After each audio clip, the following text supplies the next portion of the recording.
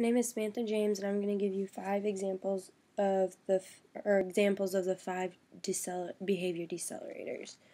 The first one I'm going to give you is flooding, which is a treatment for phobias in which a patient is presented with a highly feared object or situation which is not removed until the patient's fear diminishes. My example is my mom has a huge fear of snakes. So for the flooding therapy, in this situation would be to present her with a snake or multiple snakes and leave it there and leave it with her, like, without removing it until her fear of the snakes goes away. The second example is overcorrection. And overcorrection is a behavior reduction procedure in which the individual is required to make several repetitions of an alternate, more desirable behavior if an undesired behavior occurs.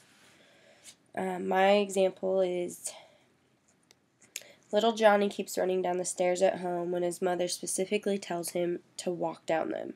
So to fix this, one day when he's running down the stairs, she makes him walk back up and then walk back down multiple times, several, like can be up to 10 or even more times, until the desired behavior is stuck in his mind so that he walks up them and down them. Next one is extinction, which is where after no longer presenting the reinforcer, when the operant response is made and the responding decreases until eventually it disappears. My example, I'm going to use Johnny again with the stairs, is Johnny has learned to walk down the stairs with the reinforcements given to him by his mother. But as soon as she quits giving the reinforcement, Johnny slowly goes back to his old habit of running down the stairs. At first, he does it every once in a while, but still walks up and down them. But then over time, he starts running down the stairs every time again. And so that there's the extinction of his walking up and down the stairs. Alrighty. The next example I wrote down is learned helplessness. And in learned helplessness is the term for the impaired ability to learn an avoidance response that occurs after a subject has been exposed to an inescapable aversive stimuli.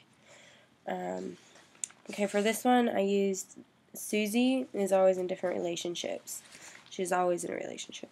But after only a little while, they always go downhill. And after a few bad relationships, she begins to believe she is a failure at relationships and should just give up. So as she goes through these relationships over time, she gets a learned helplessness and decides that she's just a failure. And then the next is escape extinction, which is a procedure used to eliminate an unwanted behavior that has been previously reinforced by escape from an unpleasant situation, in which escape is prevented if the unwanted behavior occurs. This one I'm going to use Susie again. It's always been easy for Susie to escape when things go wrong or a fight occurs in your relationships. But to prevent this behavior from happening, when an argument or fight occurs, she's locked in a room with the person with no means of escape possible until the issue is resolved. And this is used for humans and animals and all kinds of different reasons. Alright, there you go. I gave you the examples of the 5 different decelerators in psychology.